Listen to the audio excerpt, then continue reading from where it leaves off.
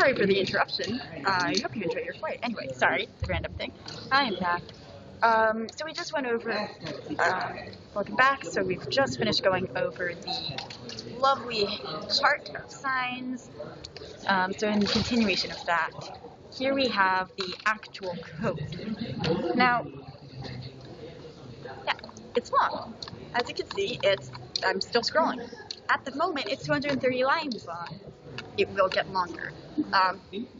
Because of the amount of stuff I need to include, I've only started putting in the positions for 3 of my signs. That will elongate later. But anyway, up top we have just our nice little importer things, standard. And though we aren't using the NeoPixels, like we aren't doing any fun color changing, I did have to import that just so I can lower the brightness so that it doesn't burn itself out, because that's not fun for anyone. Anyway, here is where I had to define what each position would be and the angle for it, because I know it's a shocker that I didn't want to go through and do this, but I didn't want to go through and every time I have to change an angle, change the number over and over and over again. I know, shocker. Who would have thought that I wouldn't want to put myself through that? Anyway, so at first I had tried to have this as full up and then just angle or like empty. That didn't work. So if you do it, you have to have whatever it is, and then servo to actuate. So that essentially is just like, yes, we're gonna do this, but the servo is up to change. Like, the servo is not always gonna be the same one. That's what we're doing. That's what we want to do. But it can be any of the servos we list. It works great. So these are the angles I have in at the moment. I just have up, I call it fingers up, everything down, everything just halfway, not quite up, not quite down, as the word half implies. And then we have just little placeholders for the others. So I have not figured out the angles there. And then I had to go through and just define what pin everything will go to. Usually it's just like defining the pin for any other servo that you use with CircuitPython. There's just a lot more of them. And then from there I got to assign each of those lovely PWMs to an individual servo. So here we have one for thumb, pointer, middle, ring, and pinky fingers. There will be one for the wrist, at least one, and there might be more if I decide to actually go through and do display.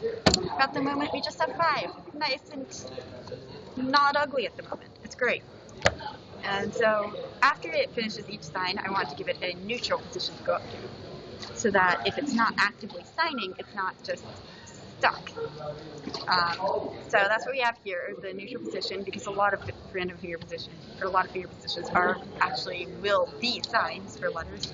So our neutral position is just every finger up, which coincidentally is the same stop, but it works because stop, we aren't signing anymore. And then I also have a sign for A coded in at the moment, so A and B. I don't have the thumb in for B, because if I do try to do that, since it is currently just printing out placeholder, I can't put anything in for that until I figure out the right angle rotation. And so I have at the moment, I have all of these other letters, Z, and then numbers 0 through 9.